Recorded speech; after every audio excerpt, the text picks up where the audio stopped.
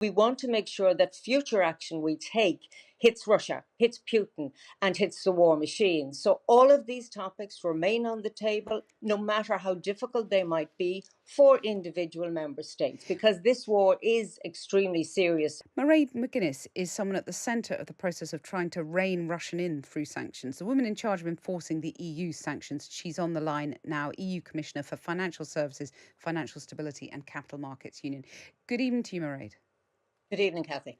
Thanks very much for joining us. I'm hoping you heard that clip from Arseniy Yatsenyuk just now. I wanted your reaction to his scepticism about whether the EU is doing enough to curb its reliance on Russian oil and gas.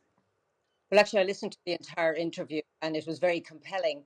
And we know very well that already the European Union, very early on with our allies, have moved very strongly on sanctions. And as you say, it's my job to make sure they're implemented in full.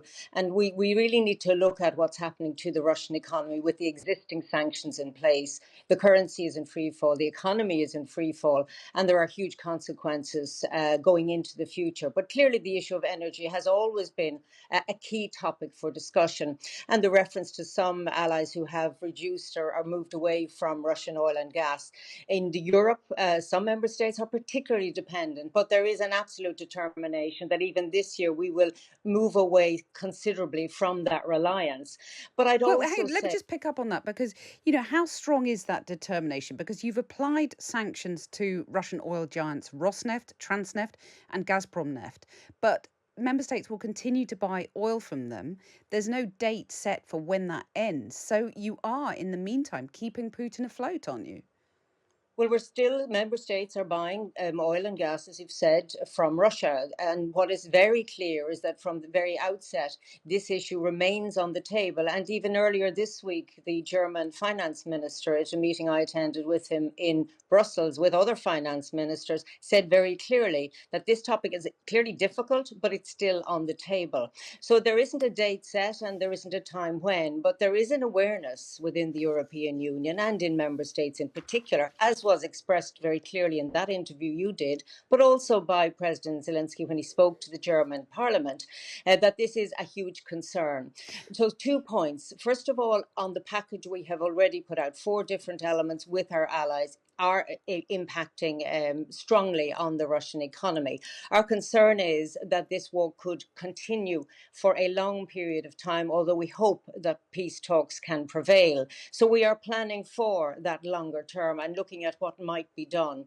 And what we need to do is to ensure that whatever measures we take impact Russia strongly and don't impact more so on the European economy and European citizens.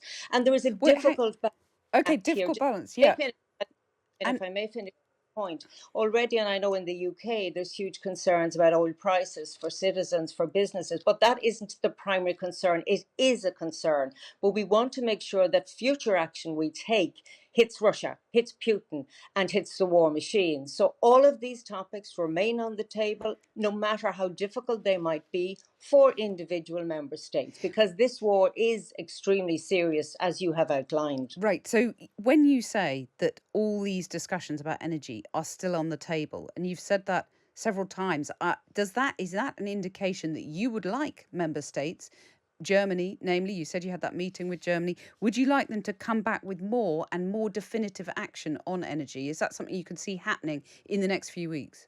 Well, remember, the role of the Commission, and my role in particular, is to follow what the member states decide in relation to sanctions, to write the legislation and to make sure they're implemented in full. I think what we all want individually and collectively is for this horrific illegal war to stop and to give as much support as we can to the Ukrainians in Ukraine, equally to those millions who are fleeing to member states and looking for support and getting support. But equally, and that's why I repeat it every time I'm asked, Europe has not taken anything off the table. The President, Ursula von der Leyen, from the very outset, we started working on sanctions before the new year broke because we felt this might happen. And everything has been out there for discussion with member states. And it is really, really important that we maintain the unity of the European Union and our determination to work with the UK, Canada, the US, all allies, because this is really a fight for democracy and for freedoms. Mm. And we do what needs to be done in order to make sure that Russia is not emboldened, but rather is weakened.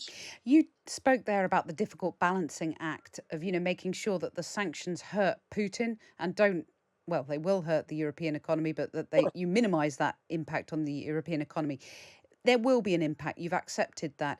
Is a recession inevitable, do you think, across Europe because of this war? Well, I'll go stronger.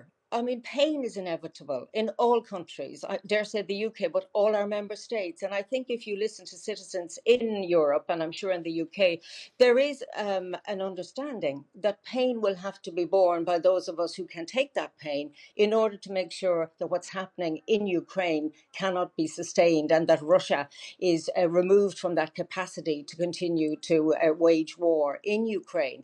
So, yes, there will be an impact. We've looked at and tried to assess the economic impact, but there's also a confidence impact. And there is talk about inflation, less growth, and all of those things. And that's important that we look at those. And for example, most of my day today was looking at food security, trying to prepare measures that will allow Europe to play a leading role in global food security. We see the price of wheat is rocketing.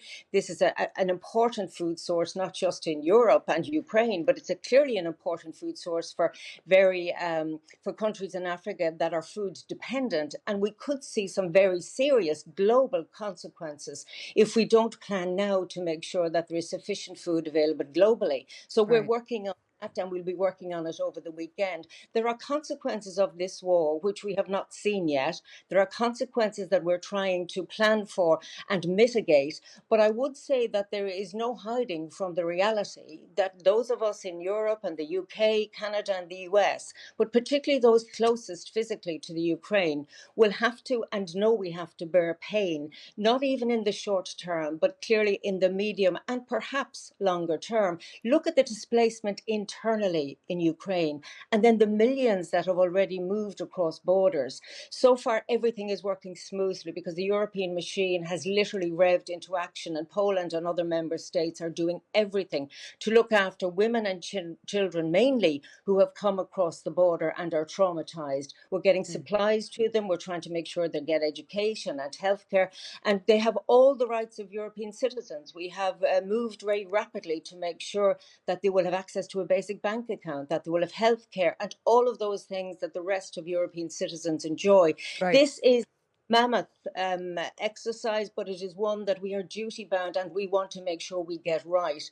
So these are difficult times for leaders. They're difficult times because we all face uncertainty and fear about what's happening. Last comment, I was in Ireland for St. Patrick's Day, and I was very moved in my own hometown of Ardee in County Louth to see Ukrainian families part of the viewing parade and telling their stories about their families back home in Ukraine. And they sang their national anthem at the very end of this parade in my small town in Ardee. And it was an extremely moving moment. And therefore, when you put me rightly under pressure and all of us under pressure to do more, I'm very conscious of that need. And Right. we will work collectively to do everything we possibly can with nothing off the table. Mairead McGuinness, EU Commissioner for Financial Services and Financial Stability. Thank you very much for joining us.